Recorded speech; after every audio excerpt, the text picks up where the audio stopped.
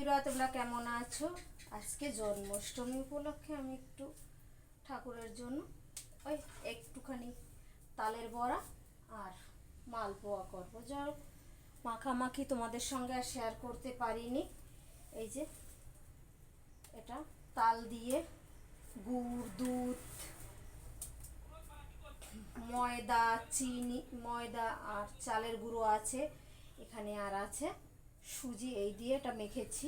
দেখি তেলটা গরম হয়েছে কিনা। চলো, তেলটা গরম হয়ে গেছে। এই যে দেখো, দিয়ে দিচ্ছি।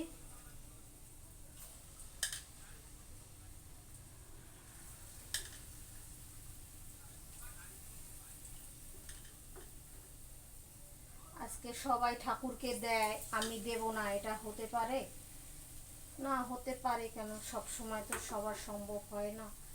কত রকমের বাধা থাকে আমাদের, বলো, জীবনে অনেক রকমের বাধা বৈশিষ্ট্য সব থাকে, কিন্তু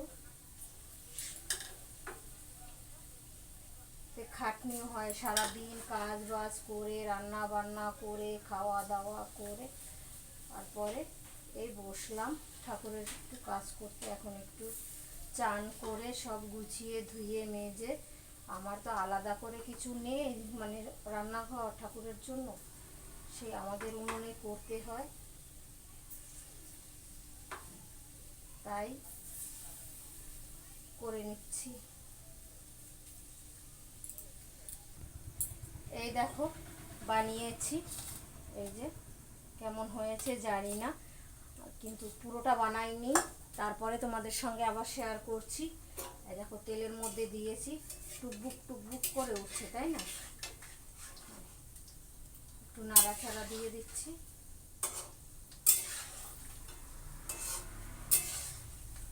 আস্তে আস্তে হোক, কারণ বড়া সব সময়, মালপোয়া আস্তে আস্তে ভাজতে হয়। এটাগুলো যে কোনো পিঠে পুঠে করলে আস্তেই করতে হয়। দেখো এই হলো লাস্টের, একদম দিয়ে দিয়েছি সবটাই। আর কি সুন্দর কালার হলো, কি সুন্দর না? কি ভালো লাগে না এগুলো ভাজতে? আমার তো খুব ভালো লাগে এরকম ভাজতে।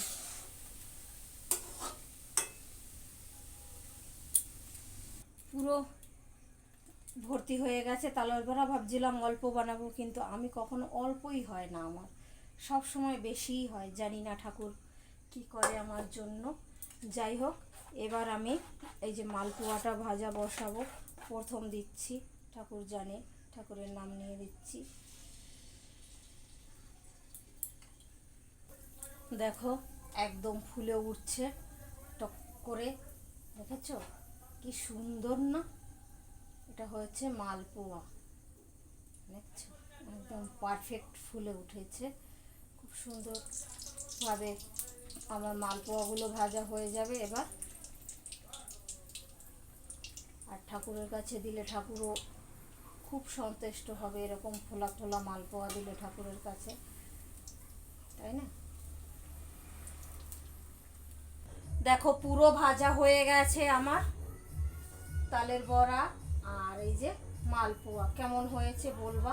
এখন ভেঙে দেখাতে পারছি না, কারণ আমি একটু ঠাকুরের দেব সামনে। সবাই ভালো থেকো, সুস্থ থেকো, টাটা।